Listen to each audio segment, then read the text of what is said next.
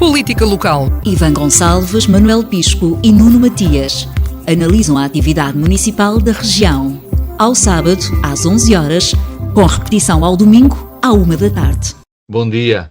Começamos agora a Política local com Manuel Pisco, da CDU, Ivan Gonçalves, do PS, e Nuno Matias, do PSD, um programa de análise da atualidade política na perspectiva autárquica.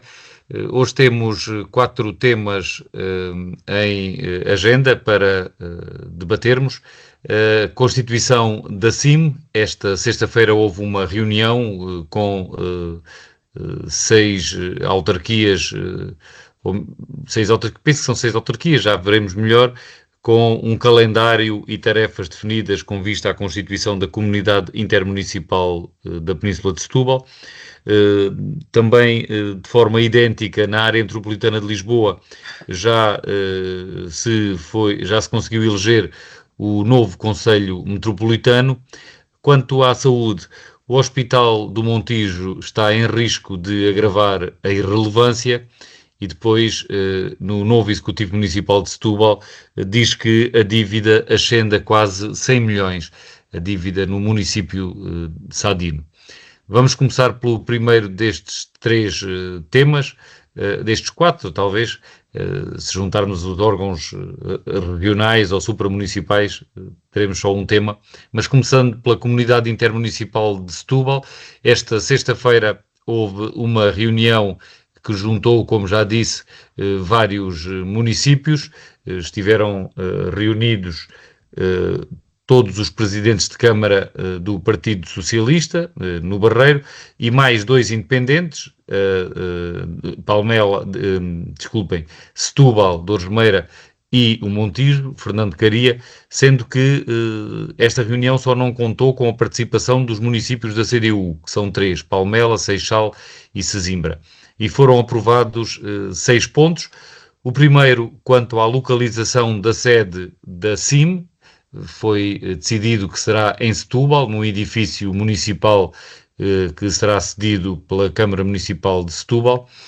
Foram aprovadas também outras coisas, como a distribuição de tarefas, como a Almada ficar responsável pela criação do logotipo, a submeter ao conjunto dos outros municípios, e o Barreiro também com o encargo de trabalhar numa proposta conjunta de um documento único, consolidado, com base nos 2 documentos que existem até agora, aproveitando o que existe quer de um quer do outro, que tenha sido consensualizado. O Barreiro vai trabalhar nesse documento e ficou também decidido que cada município paga agora ao início 50 mil euros e posteriormente, depois da aprovação pelo órgão competente da CIM, logo serão definidos os valores posteriores a serem pagos por cada município. Esta reunião fixou também um calendário que determina que o novo documento constitutivo terá que ser aprovado até 10 de dezembro, 10 do próximo mês, e a data para ser realizada a escritura será dia 15 de dezembro. E ficou com o encargo de marcar a escritura, fixando o local para esse ato, a Presidente da Câmara Municipal de Setúbal, Maria das Dores Meira. Eu começava por Ivan Gonçalves. O município de Almada também participou nesta reunião. Ivan, que comentários é que lhe merecem estas informações que agora acabei de comunicar e que penso que também já tem conhecimento? Bem, antes de mais, muito bom dia a todos, aos nossos ouvintes e aqui ao Francisco, ao Manel e ao Nuno.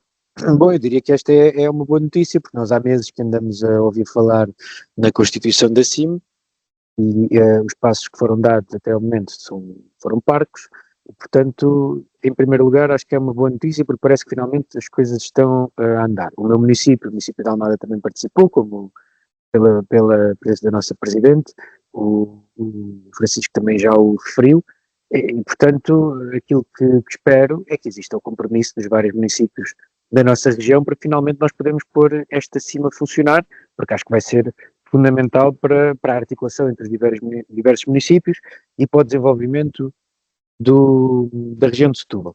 Depois, o Francisco também já o referiu que a CDU não esteve presente. Eu confesso que desconheço as razões pelo que isso aconteceu. Acho que não é, desse ponto de vista, não é uma boa notícia, porque o que se pretende aqui é que todos possam participar, os municípios que são dirigidos pelo Partido Socialista, os 2 independentes e os 3 municípios que são nas quais a CDU venceu, e portanto diria que esperemos que numa próxima reunião já se possa contar com a CDU. Confesso que desconheço os motivos desta ausência, espero que isto não signifique falta de compromisso, mas apenas algum desalinhamento momentâneo, porque antes das eleições o que nós fomos assistindo foi das eleições autárquicas, foi a que os municípios da CDU pareciam um pouco comprometidos com o andamento destes trabalhos, especialmente, ou tendo até em conta o facto de existirem eleições. Não era esse o argumento, que só depois das eleições é que o processo devia ser acelerado.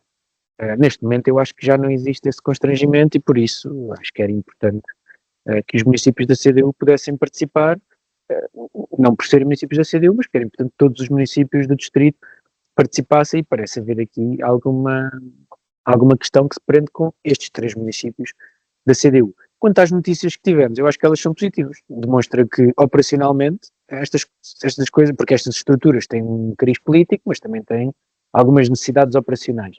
E parece-me que essas necessidades também estão a ser providas, como o Francisco referiu e bem, com alguns pontos que cada um dos municípios, em que cada um dos municípios está, perdoem o país, mas que está a chegar à frente, e é nesse espírito que as coisas têm que andar também. E pronto, é essa a expectativa que eu tenho, é que possamos agora, já metemos a primeira mudança, agora que se possa meter a segunda, a terceira, e pelo caminho os 3 municípios da CDU se juntem a este carro em andamento também. Nuno Matias, entre outros aspectos que queira comentar, este calendário parece-lhe ser o necessário, tem que ser com uma aparente rapidez, termos dentro de 20 dias o documento final aprovado e depois apenas mais 5 dias, com uma greve geral pelo meio, a escritura realizada. Acha que se compreende, que se justifica esta pressa, entre aspas? Bom dia, Francisco. Um bom dia também para o Manuel, para o Ivan e para os nossos ouvintes. Em relação ao calendário, pode parecer que é um bocadinho apressado, mas nós temos a noção que isto é um processo que não começou agora, é um processo que já foi objeto de pronúncia por parte da generalidade dos municípios sobre esta matéria, e parece-me que aquilo que se procura é assegurar aqui um calendário que seja condicente com a necessidade, que eu acho que toda a gente concorda, que é ter a comunidade intermunicipal finalmente a funcionar e que permita dotar a Península de Setúbal de uma estrutura que acrescente capacidade estratégica de intervenção e que permita também agilizar os processos de financiamento e de apoio comunitário a uma Península de Setúbal que tem sido, entre aspas, mais marginalizada a esse nível pelo facto de não ter sido constituída a NUT e necessariamente não ter agora uma CIM ainda operacional que lhe permita também operacionalizar aquilo que, ao fim e ao cabo, e no fim do dia, interessa às pessoas, que é em projetos que tenham interesse supramunicipal e tenham aqui um cariz mais regional, possa haver sinergias e uma estrutura que permita operacionalizar. E, portanto, parece-me que as câmaras andaram bem, as que participaram, pelo menos, porque também não sabemos o porquê da CDU não ter participado. Esperemos que não seja por tentar obstaculizar ou tentar atrasar o processo, porque sabemos que a CDU tem procurado defender com unhas e dentes a manutenção da Associação de Municípios. Sabemos que a Associação de Municípios acaba por ser aqui conflituante com a questão da CIM. Na realidade, parece-me que, para o melhor interesse das populações, e acho que deve ser esse o princípio que deve nortear a ação política das autarquias, faz sentido promover a CIM e faz sentido repensar esta associação que, na realidade, do ponto de vista do objeto estratégico, não tem a mesma preponderância formal, material e do ponto de vista de intervenção no território como a CIM poderá acrescentar. E, portanto, parece-me que no tempo urge formalizar e, portanto, ainda bem que houve um princípio de responsabilização para tentar garantir que assim seja e que até dia 15 de dezembro tudo esteja devidamente preparado. Não é um processo que começou agora, houve já pronúncia das autarquias e, portanto, carecia sim é de haver aqui uma vontade coletiva e até a CDU e o PCP gostam tanto desta expressão vontade coletiva, que adiram também a esta vontade coletiva de fazer mais e melhor pelo território. Manuel Pisco, presumo que não saiba qual é a razão para os municípios da CDU não estarem neste acordo hoje estabelecido e nesta reunião com 6 autarquias, confirmo que foram 6, são 4 autarquias socialistas e 2 independentes, com mais 3 da CDU, faz os 9 que compõem a Península de Setúbal. Como dizia, presumo que não saiba quais foram as razões que levaram a CDU a não estar presente, os 3 presidentes de Câmara eleitos pelo PCP. Sabíamos, já há algum tempo temos falado aqui, que existe uma espécie de 2 velocidades neste processo, com as câmaras do PS a um ritmo e as da CDU a outro ritmo, no que diz respeito à aprovação nos órgãos municipais da criação e da adesão a esta comunidade. Também sabemos, entretanto, soubemos, e já aqui falámos, que existem 2 documentos, esta notícia de hoje também refere, 2 documentos, 2 propostas de estatutos, uma que tem vindo a ser ratificada, aprovada pelos municípios socialistas, outra pelos municípios comunistas, e agora esta reunião ser feita sem os municípios da CDU, mesmo não podendo nós especular sobre quais foram as razões, mas qualquer das maneiras, já há muito tempo que existe esta máxima de, em política, o que parece é, e aqui o que parece é que a CDU está a ficar de fora, e também lhe queria perguntar se acha que esta forma de avançar apenas com parte das autarquias se condiciona a CDU nesta matéria, tendo em conta que já estão algumas coisas fixadas e incluindo o calendário. Ok, bom dia então a todos. Eu acho que, de facto, não sei, antes que me esqueça, não sei de facto as razões que levaram porque é que a CDU não esteve nesta reunião. Se foram semelhantes às das outras reuniões, houve outra reunião antes das eleições em que os municípios da CDU disseram que foi convocado assim muito em cima do joelho, um bocado à pressa, e alegaram razões de agenda, coisa que valha. Não sei se agora é a mesma coisa, ou se há de facto a vontade de deixar os 3 da CDU para trás, ou se são os municípios da CDU que não querem entrar. O que acho estranho, acho que isso não é assim. O que me parece mais plausível e mais realista é que há aqui algum voluntarismo que não tem justificação, porque há tempo a fazer as coisas com cabeça, tronco e ombros. Não há nenhuma, essa pressa que se faz querer, não havia nenhuma razão para, antes das eleições, que modificaram bastante os executivos e a composição dos órgãos autárquicos, não havia nenhuma razão para estar a constituir assim antes das eleições autárquicas de início no mandato anterior. Está provado que não. E o calendário que estes têm pela frente também não justifica esta pressa. E depois é estranho, como é que se marca já até data de escritura?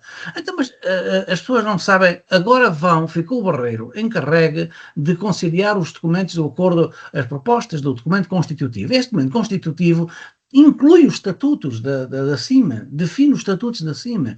E esses estatutos, depois, a escritura só pode ser aprovada, subscrita pelos presidentes da Câmara, pelos executivos municipais, depois de aprovada nas assembleias municipais. Até como é que se vai fazer isso em 2 semanas?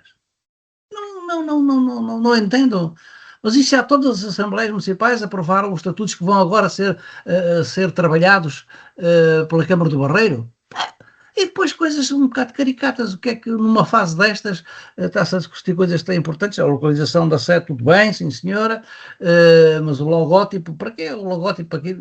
Enfim, acho que há aqui voluntarismo e está a ser tratado de uma forma talvez menos aconselhada, com vontade de dar a ideia, está tudo a andar com grande rapidez, mas acho estranho, não é? Se agora vai ser trabalhado a Corte Constitutivo, o Corte Constitutivo tem que forçosamente passar pelas reuniões de todas as câmaras, não é? E com a versão definitiva ir às Assembleias Municipais, como é que daqui a 15 dias fazem uma escritura para constituir assim? Não me parece nada viável e acho que, enfim, é um pouco para ver quem é que vai mais depressa, não é? Parece-me que anda-se agora a disputar, isto é o início de mandato, é típico dos inícios de mandato, muito voluntarismo, muita vontade de dizer que estava tudo mal feito até agora é que nós vamos fazer tudo bem feito e à pressa, e é tudo rápido, mas assim não ganhará nada com isso, não é? Portanto, eu não quero adiantar mais, porque acho que não há mais nada para adiantar. Mas estou curioso, agora a notícia é recentíssima e eu ainda não procurei Já nada agora, a ninguém. Manuel, sendo o Manuel um autarca há muitos anos em Setúbal, que significado é que atribui à localização ser no Concelho de Setúbal, a localização da sede desta nova estrutura? Naturalidade, é bom não esquecer que as coisas têm raízes mais ou menos históricas. Era a sede do Distrito de Setúbal, sempre foi a sede do Distrito de Setúbal, não é? E é assim entendida, nós ainda temos esta divisão administrativa válida, por exemplo, para as eleições todas que se fazem, atenção, não é? A organização do território já não está feita em distritos, não é? Olha, é assim, as comunidades intermunicipais substituem na prática, substituem os distritos, mas essa divisória ainda funciona para certas questões práticas, como é o caso das eleições, que é uma questão que não é de só menos importância. Nunca se alterou essa divisão administrativa. E depois é aquela ideia de que as capitais de distrito ou de CIMs afirmam-se pela história e pela relevância, às vezes não é para a população, não é pelo peso económico, é também um fator histórico, é por isso tudo, mas também por um fator histórico. Parece-me natural que... Assim como também vê com naturalidade a cedência de um edifício municipal para sede, não se sabe em que termos, sim, mais definitivos ou mais provisórios. Obrigatoriamente se define que a sede será num determinado município, esse município tem que providenciar as instalações da comunidade intermunicipal num edifício destinado para isso. Portanto, e a Setúbal há condições para isso, nas instalações existentes, o que há espaço suficiente para ter a comunidade intermunicipal a funcionar. O edifício dos Ciprestes, por exemplo, terá, mas poderá ser, não faço ideia, mas poderá ser pensado outro edifício em que fique dignamente instalada a comunidade intermunicipal. Ivan Gonçalves, já falámos aqui no programa, no seguimento das eleições, da possibilidade, confirmada em algumas autarquias, de haver uma proximidade, já não me lembro qual foi a expressão que nós usámos, o setubalense usou, que não era entendimento, entre o PS e a CDU, que poderia até passar pela Associação de Municípios da região de Setúbal e pela CIM, mas agora esta reunião, feita nestes termos que temos vindo aqui a falar, figura-se em sentido contrário. Sim, é de facto, por isso eu diria que não é o caminho que se devia seguir, mas confesso, não tenho dados suficientes para saber o que se passa exatamente. Eu diria que não há de ser um acaso, quer dizer, aqui concordo com o Francisco, se faltasse um município, se faltassem dois, podíamos entender que era um acaso, mas faltam todos os municípios, os 3 da CDU, e portanto, obviamente que existe uma intenção política. Agora, não tenho dados que me digam que é uma intenção política que é inultrapassável, portanto eu acho que nós vamos ter que esperar. Para já, vamos ter que perceber o que é que os presidentes de cada uma destas câmaras lideradas pela CDU têm a dizer sobre o assunto, e até agora não sabemos. E depois vamos ter que perceber, vamos ter que esperar um pouco para perceber se nas próximas semanas vamos ter novidades sobre o tema e se conseguimos realmente perceber qual é o empenho da CDU na construção desta CIM. Nuno Matias, para concluir esta segunda ronda sobre este tema e sem prejuízo de mais alguma coisa que queira referir, perguntava-lhe há pouco sobre o timing, se achava um timing necessário com esta aparente pressa, e agora pergunto-lhe se acha até possível, no seguimento daquilo que o Manuel Pisco já aqui disse, que é...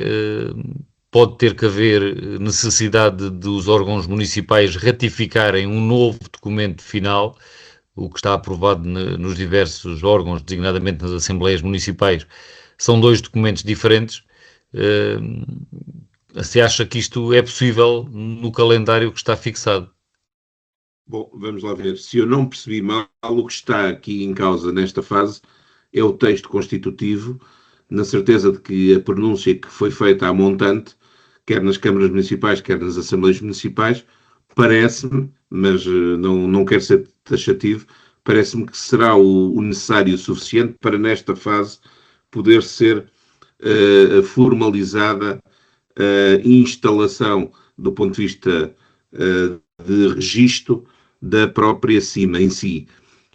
E depois haverá uma fase posterior, porventura, para calibrar aquilo que serão as versões finais ou uma nova versão mais atual, seja de estatutos ou de outra índole formal, porque necessariamente numa fase de instalação pode depois resultar em alguns ajustamentos posteriores. Agora, parece-me que as pronúncias que já existiram, salvo melhor opinião, poderão já dar cobertura formal para que, neste caso, aquilo que está já em cima da mesa, pelo menos foi o que eu entendi, e se não o entendi mal, será assim, que é basicamente o texto constitutivo, que não a proposta de criação, porque essa já foi decidida e dirimida à montante, seja em sede de Câmara, seja em sede da Assembleia Municipal. E, portanto, eu diria que se assim for esta minha interpretação, é possível, e é mais do que possível, em 3 semanas, poder ter esse trabalho feito. Se for como o Manuel está aqui a colocar em cima da mesa, como hipótese a necessidade de haver reuniões formais de executivos e assembleias municipais, já diria que seria mais complicado, mas não foi assim que eu entendi. Foi exatamente numa ótica de texto constitutivo, não de propostas de criação, porque essas já terão sido discutidas e dirimidas a montante. Mas o tempo dirá quem é que percebeu de forma mais correta, e posso ter sido eu a não entender bem. Passemos Não, então. Sim, sim, sim. já agora só Manuel. para esclarecer isto. Não, isto não tem, não exige grandes interpretações. O artigo 80 do regime jurídico das autarquias locais tem a definição de que o acordo constitutivo define os estatutos e a escritura é feita por escritura pública nos termos da lei civil. Não é? E a escritura pública é a escritura com os estatutos que são definidos na Constituição da Associação. Isto é uma associação de municípios, entre municípios, não é? E a escritura é isso mesmo. É a escritura, é o acordo de vontades dos municípios com aqueles estatutos que são os que ficam apensos ao registro, no registro da Constituição da Associação. Portanto, o acordo constitutivo inclui, define os estatutos. Essa fundamentalmente a parte substancial deste acordo é a definição dos estatutos da Associação. E só é com esses estatutos aprovados que, resultando do acordo dos textos que existem agora, tem que voltar às reuniões de Câmara e às reuniões da Assembleia. Passemos então agora sim ao segundo tema de hoje. A eleição do Conselho Metropolitano de Lisboa foi esta semana. Há aqui um evidente acordo entre os diversos partidos que têm autarquias ou que têm autarcas eleitos para os municípios, para os 19 municípios da área metropolitana de Lisboa. O PSD ficou com a presidência, é Carlos Moedas que preside ao Conselho Metropolitano e tem 2 vice-presidentes, um do PS, o autarca de Vila Franca de Xira, e um da CDU, a presidente da Câmara Municipal de Palmela. Seguem-se depois as escolhas, as eleições para o órgão executivo. O Conselho Metropolitano é o órgão deliberativo, uma espécie de Assembleia Geral desta entidade, e seguem-se depois as escolhas para o órgão executivo, que ainda não são conhecidas, e que podem recair sobre outros partidos. Aliás, creio que posso adiantar, embora não possa revelar o nome, que o primeiro secretário desse órgão executivo da AML será um socialista. Falta saber a composição do restante órgão. E começava agora por Nuno Matias. Nuno Matias, esta eleição parece-lhe uma boa saída, termos um social-democrata como presidente do Conselho Metropolitano, apesar de o PS ter mais municípios. Aqui, como vimos, valeu certamente o critério do número de eleitores e também as alianças, os apoios que o PSD conseguiu recolher junto dos movimentos independentes, certamente. Aquilo que tem vindo a público é que houve um acordo generalizado das diferentes forças partidárias e de movimentos associados, independentes, para a solução que agora se apresenta, e ainda bem que foi possível, porque não estamos a falar de uma área metropolitana qualquer, estamos a falar de um espaço que tem alguma heterogeneidade na sua Constituição, tem 3 forças políticas tradicionais que têm peso autárquico, que é neste caso o PSD, associado também em alguns casos com o CDS, o PS e a CDU, e ainda bem que, segundo as notícias que vieram a público, terá acontecido, foi um acordo que procurou integrar todas estas forças num projeto que visa certamente acrescentar oportunidades para uma intervenção que, neste caso e com esta configuração, penso eu, há mais facilidade e maior abrangência estratégica para incluir estas diferentes visões e estas diferentes abordagens para que se possa desenvolver aqui um trabalho conjunto.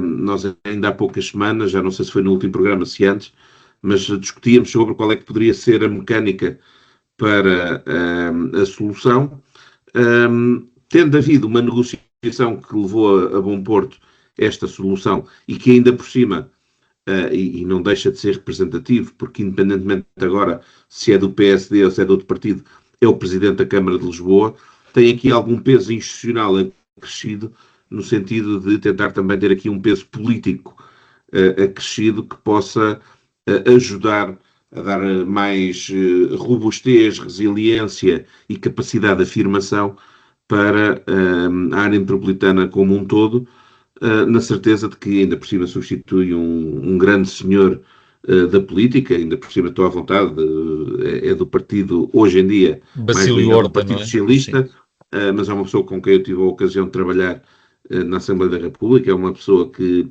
é um senhor que sabe abrir portas e sabe construir pontes, muitas das vezes, sem prejuízo de haver momentos em que tenhamos visões diferentes, mas lá está, ter a continuação com uma pessoa que tem este perfil também de construção de pontes e de possível construção de projetos que envolvam as diferentes vertentes da área metropolitana, que é realmente um espaço muito grande que tem diferenças de necessidades e diferenças de abordagem a desenvolver, parece-me que é uma solução equilibrada que pode acrescentar força para a afirmação de um conjunto de intervenções que necessariamente em conjunto metropolitano fazem sentido e que com esta solução mais participada me parece que acaba por dar maior alavancagem para tudo aquilo que seja defender para fora aquilo que se entende que é melhor para a área metropolitana de Lisboa. Manuel Pisco, a CDU tem participado ativamente na administração, nas políticas da área metropolitana de Lisboa, com cargos de responsabilidade. O primeiro secretário tem sido, nos últimos mandatos, Carlos Humberto de Carvalho, o antigo autarca do Barreiro, que agora passará para outras funções, eventualmente para a TML, é aquilo que sabemos. Acha que a CDU faz bem ao continuar a participar em entendimentos na área metropolitana de Lisboa, nos órgãos desta entidade? Sim, parece-me que neste acordo é equilibrado. A CDU troca o primeiro secretário, o cargo executivo, pela presença na mesa do Conselho Metropolitano. Portanto, vai a Ana Teresa Vicente, a Presidente da Câmara de Palmela, que é da CDU, com o Fernando Paulo Ferreira, que é o presidente da Câmara de Vila Franca de Xira, que é vice-presidente, a designação ali, com vice-presidentes, com o presidente, que foi eleito agora, que é o Carlos Moedas, o presidente da Câmara de Lisboa. Esta composição tem também uma justificação que é da aproximação ao governo ou à maioria parlamentar existente, sobretudo ao governo. Se notarmos, quase por inerência, automaticamente por inerência, o maior número de municípios, de presidências de municípios, tem a presidência da Associação Nacional de Municípios. E normalmente o maior número de municípios está do lado do partido que vence as eleições para o Parlamento. Normalmente há coincidência, raramente acontece uma outra situação diversa desta. Aqui na área metropolitana de Lisboa, também quando o governo era socialista, também a presença era socialista. Portanto, não espanta que haja agora a atribuição deste papel da presidência do Conselho Metropolitano ao maior município da área metropolitana, isso também é um fator que pesa, mas depois os equilíbrios que foram feitos, e aliás, parece que o acordo é tripartido, não é? Entre o PS, a CDU e a Câmara de Lisboa, ou o PSD, que é quem tem a presidência da Câmara de Lisboa. Parece-me um acordo equilibrado, e mesmo o primeiro-secretário já creio que é conhecido, já se falou no nome do Emanuel Costa, que é do Partido Socialista e que é Isso, é esse o nome. É esse o nome que sabemos também no Setubalense. Pensava que íamos adiantar em primeira mão, afinal já se consta, o Manuel Pisco também já sabe. Já é conhecido, mas a eleição só será feita numa próxima reunião do Conselho Metropolitano, ainda não está feita. Agora foi só a mesa do Conselho é que foi eleita. Ivan Gonçalves, já temos aqui o nome, jogado para cima da mesa por Manuel Pisco, que eu também acabei de confirmar que é esse o nome que o Setubalense sabe estar na calha para ser eleito como primeiro secretário, para liderar o órgão executivo da AML. Não sei se o Ivan Gonçalves nos quer adiantar mais alguma coisa sobre isto, sendo algo que vem do interior do seu partido. E também como é que classifica este acordo que foi aqui obtido entre os três partidos que têm autarcas eleitos na AML? O nome para o primeiro secretário, aquele que eu vi surgir a público, foi o do Emanuel Costa, certo? Que eu tive aqui não vos ouvi, não ouvi o Manuel Pisco a falar sobre isso, mas é o que eu acho que é natural. O Emanuel Costa já trabalhava na área metropolitana de Lisboa, não era primeiro secretário, mas era um dos secretários, e é alguém que tem por muito competente, portanto acho que fará uma boa função no cargo.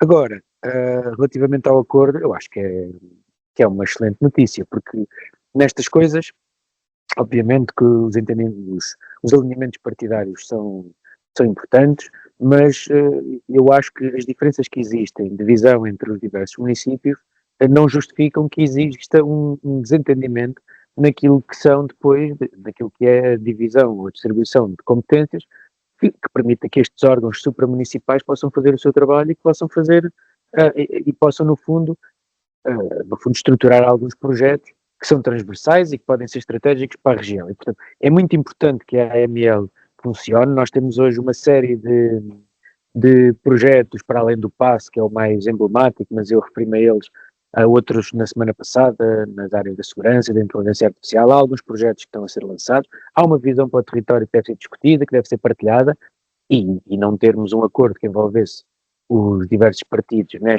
na governação da AML, eu acho que seria um erro trágico. E é um erro que quem vencer não deve cometer. Ou seja, por muito que exista uma maioria conjuntural, essa maioria conjuntural não se deve sobrepor àquilo que é o interesse estrutural da nossa área metropolitana de Lisboa, e, portanto, acho que é uma ótima notícia. Enfim, acho que o facto do presidente ser Carlos Moedas, com certeza, se fosse eu a escolher, não seria ele, mas é o escolhido, é escolhido pelo partido que teve maior número de eleitores, estar em si, nestas eleições autárquicas da Metropolitana de Lisboa, e, portanto, está escolhido, e acho que a partir de agora é esperar que esta equipa, liderada por Carlos Moedas, mas de que fazem parte também pessoas dos outros partidos, o Fernando Paulo do Partido Socialista, a Teresa Vicente da CDU, que façam um bom trabalho, porque o sucesso deles é o sucesso todos nós e dos nossos municípios e da nossa região. Passemos então ao terceiro tema de hoje, o Hospital do Montijo. Soube-se recentemente que há um plano da Unidade Local de Saúde do Arco Ribeirinho para encerrar o serviço de medicina que cuida dos doentes acamados com alta médica, mas que não têm condições de poderem ser tratados no domicílio, fechar este serviço e passá-lo para uma IPSS, para a União Mutualista Nossa Senhora da Conceição, e que esse acordo, que estava praticamente feito, só faltava ser formalizado, prevê a duplicação do número das camas existentes atualmente no hospital. Os profissionais de saúde que trabalham neste serviço foram recebidos na Câmara Municipal do Montijo, pretenderam expressar a sua preocupação ao município que os recebeu. Começava por, desta vez, por Manuel Pisco. A CDU tem dito também que o serviço de urgência básica no Montijo também está em risco e que tudo isto são medidas que vão num sentido que é o do encerramento do Hospital do Montijo. Qual é o seu comentário sobre estas informações, Manuel Pisco? O meu comentário sobre isso é que eu não lhe sei dizer em concreto se essa iniciativa de colocar os doentes acamados no IPSS, se é boa, se é má para o hospital e para a melhoria do atendimento dos doentes no Montijo. Não lhe sei dizer em concreto, não conheço a situação, não sou especialista na matéria, não vou fingir que sou coisa nenhuma, não é?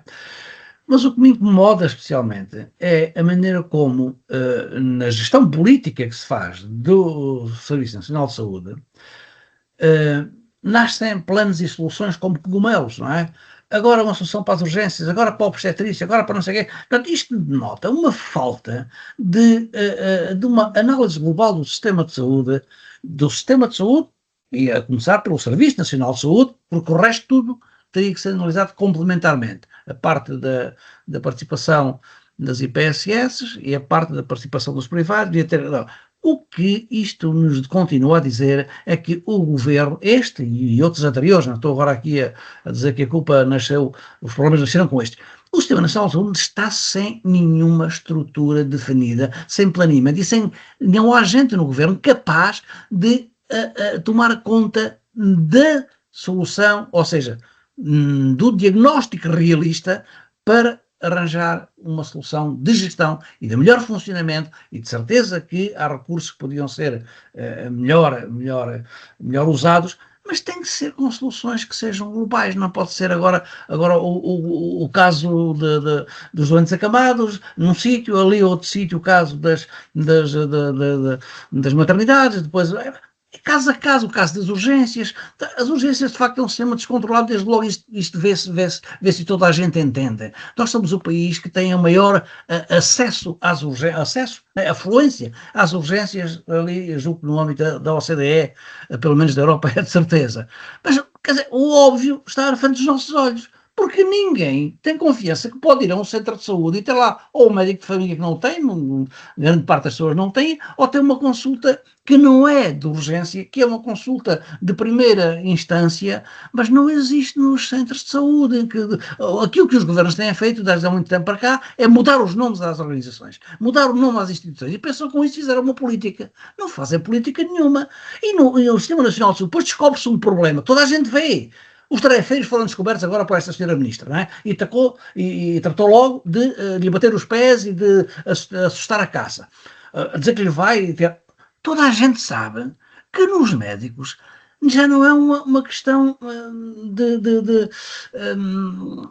enfim, de uma organização fechada, de uma organização mal dirigida. Não é só isso, é uma questão de casta dos médicos. Agora começam a saltar também com cogumelos os casos das pequenas fortunas ou grandes fortunas que se vão fazendo algumas especialidades insuspeitas, como a questão da dermatologia ou a questão do Ozempic.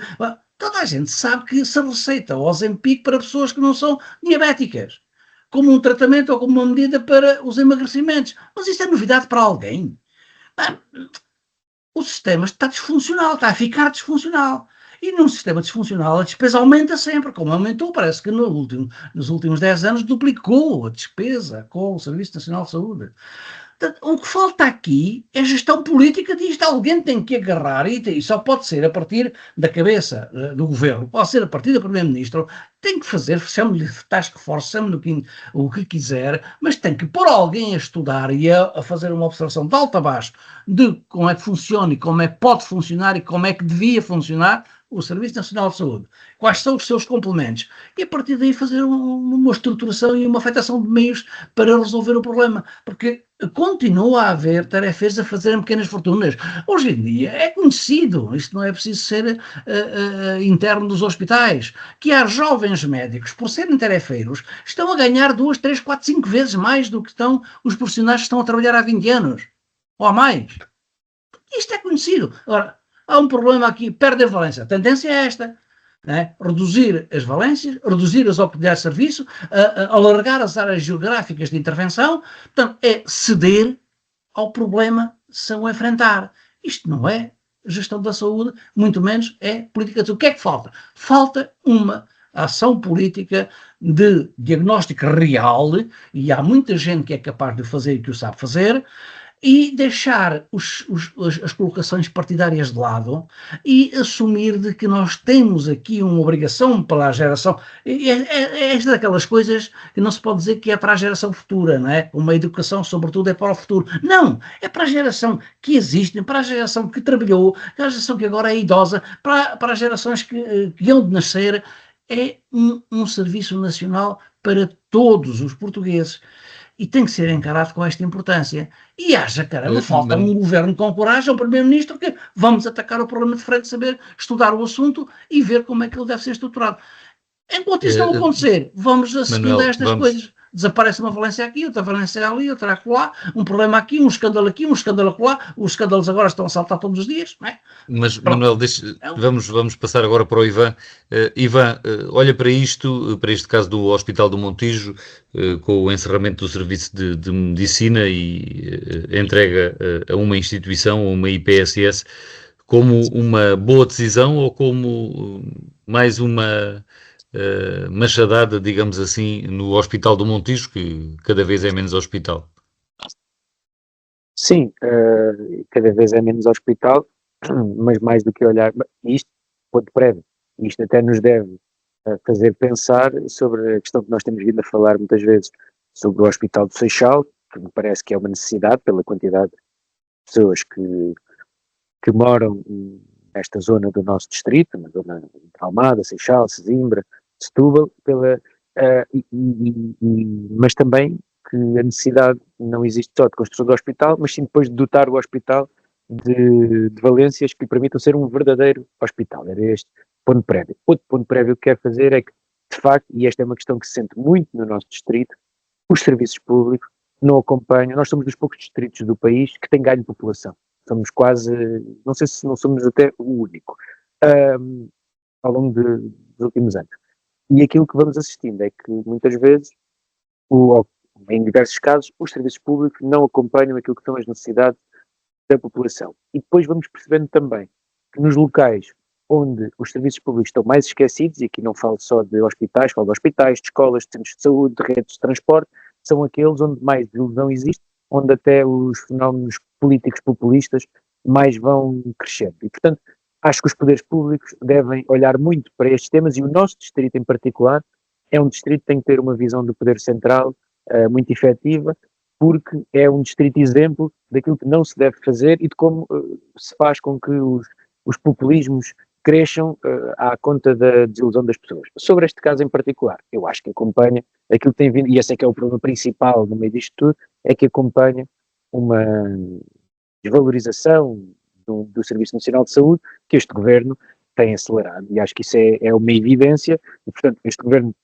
prometeu que teria um plano em 60 dias, já passou bastante tempo, o plano, se existe, não está a ser concretizado, e a verdade é que o Serviço Nacional de Saúde está hoje pior do que estava quando o PSD e o CDS assumiram funções. E, portanto, isso parece-me que é uma evidência e que deve ser fortemente combatido. Nuno Matias, sobre este tema, como é que avalia a medida de que temos estado aqui a falar, o encerramento de um serviço e a entrega dessa função a uma IPSS no Montijo? Eu avalio como um ato de gestão absolutamente normal, racional e que se calhar peca por tardio. E quando se fala no Sistema Nacional de Saúde, nós temos que ter a noção que existem insuficiências próprias, recursos limitados que, por muita vontade que exista, e eu não concordo com aquilo que o Ivan acabou de dizer, há indicadores que mostram que há melhorias em algumas áreas. Isso não significa que não haja problemas graves noutras, e mesmo onde houve melhorias ainda há problemas, e que demorará algum tempo, porque uma boa parte dos problemas estruturais tem a ver com falta de recursos, mas sobretudo também com problemas de gestão e gestão de respostas. Ora, se há um serviço que não consegue prestar um bom serviço e que não consegue encontrar, ou não se consegue encontrar dentro desta estrutura pública a solução, não me choca absolutamente nada, como eu já o tenho dito aqui várias vezes, que haja uma solução que possa ser ou dada pelo serviço ou pela área social, ou mesmo pela área privada, desde cumprindo um preceito de resposta pública e de serviço público que também o pode providenciar. Porque, na minha opinião, o Serviço Nacional de Saúde é tão ou mais eficaz e tão ou mais eficiente e tão ou mais defensor dos direitos dos cidadãos se tiver aqui um funcionamento em rede que inclua a parte pública, que é vital que continue a ser desenvolvida sem que necessariamente tenha que se gastar mais, porque aquilo que aconteceu foi um deitar de dinheiro para cima do problema sem haver respostas de gestão. Ainda por estes dias eu ouvia algo que eu pessoalmente defendo há muitos anos, é como é que é possível haver aplicações não comunicantes entre si que leva a que se desmultipliquem atos de custos para o sistema, nomeadamente com exames complementares de diagnóstico, sem que exista uma espécie de folha clínica ou de pasta clínica do cidadão que garanta que quando vai a qualquer instituição de saúde, seja centro de saúde, hospital ou mesmo na esfera privada, exista uma pasta clínica que acompanhe esse cidadão, e isso sim são verdadeiras reformas que permitem poupar muitos milhões de euros ao erário público, sem que com isso, ao gastar-se menos, esteja a gastar pior. Significa que há atos de gestão que procuram e acrescentam soluções que vão de encontro às necessidades do cidadão para resolver um serviço que deve ser mais eficaz. Ora, se este não estava a ser, não me choca nada que se reorganize para estar a ser feito, neste caso pelo setor social, para que com isso a população possa ter à sua disposição aquilo que hoje em dia não tem. E, portanto, parece-me que anda bem o governo, ou anda bem quem decide este tipo de processos ou este tipo de intervenções, a pensar no serviço que se presta e não em quem o presta. Claro que isso não deve pôr em causa a oferta pública e ela deve ser organizada, gerida, apoiada e tentar ser desenvolvida, mas sejamos pragmáticos. Por muito que se tivesse interesse em que o serviço se mantivesse dentro de uma estrutura pública, se ela não funciona e não se vislumbra uma solução no curto prazo, não é dessa forma, teimando num problema que não se resolve, que se consegue melhorar a vida das pessoas e o serviço que se lhes presta. Ora, isso não significa que, em paralelo, se comecem a desenvolver as medidas, e algumas já começaram a ser desenvolvidas, para ir melhorando também do lado público, porque ter também o setor social ou o setor privado a apoiar a oferta pública e o serviço público de saúde que se presta ao cidadão não significa desinvestir, significa organizar em rede uma resposta que das três valências, pública, social e privada, fazem falta e que para o comum do cidadão, todos os dias é fundamental de uma forma ou de outra. E, portanto, sejamos pragmáticos, sob pena de estarmos sempre a chorar um problema e a não querer arrepiar caminho para uma solução que vise melhorar a vida dos cidadãos. Estamos a chegar ao final do programa, já não temos tempo para o outro tema que também referi ao início, a alegada dívida de 100 milhões, quase 100 milhões no município de Setúbal, fica para um futuro tema, um futuro programa, aliás, mas perguntava ainda a Manuel Pisco e a Ivan Gonçalves se querem acrescentar alguma coisa, de forma breve, sobre este assunto que estávamos a falar. Presumo que não. Não. Manuel Pisco, sim. Não. O assunto, okay. Não, é só para dizer que o assunto é apenas isto, é um assunto que me entusiasma, quer dizer, no mau sentido, me deixa um pouco nervoso, porque de tão óbvio que é a gente vê os anos passar sem que ninguém lhe dê de mão, e isso leva de facto a um esboroar daquilo que é um dos serviços mais importantes à população deste país, que aconteceu nos últimos 50 anos. E isso é que é doloroso de assistir. Ficamos então por aqui na política local de hoje, um programa da Popular FM aos sábados às 11 da manhã e com reposição aos domingos à 1 da tarde e depois também disponível nas plataformas de podcast. Agradeço ao Nuno Matias, ao Manuel Pisco e ao Ivan Gonçalves. Voltamos a encontrar-nos de hoje a 8 dias. Uma boa semana para todos. Política local. Ivan Gonçalves, Manuel Pisco e Nuno Matias analisam a atividade municipal da região. Ao sábado, às 11 horas, com repetição ao domingo, à 1 da tarde.